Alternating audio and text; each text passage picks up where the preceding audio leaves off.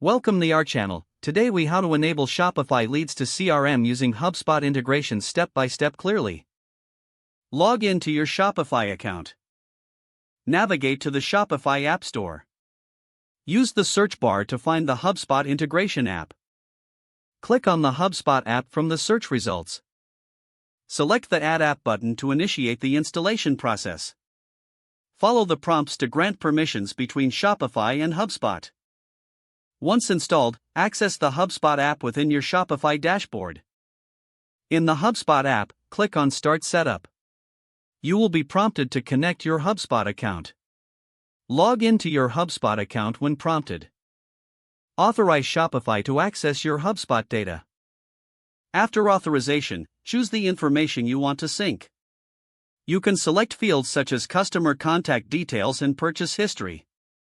Next, determine the synchronization frequency. You can opt for real-time updates or scheduled batches. Once you finalize the options, click Save Settings. Now, any new leads from Shopify will automatically flow into HubSpot. To verify the integration, log in to your HubSpot account. Navigate to the Contacts section to check for synced leads. Test the connection by making a test purchase in Shopify. After the purchase, confirm that the new lead appears in HubSpot. If everything is functioning correctly, you're all set. For any issues, revisit the settings in both Shopify and HubSpot. Adjust any parameters as needed for optimal performance. Now you can effectively manage your Shopify leads within HubSpot.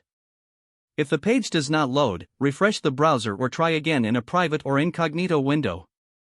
Make sure you are using the correct email address, then retype it carefully to avoid small typos. If your password is not accepted, use the reset option and create a new strong password you can remember. Check your spam folder for verification or security emails, then complete any requested confirmation steps.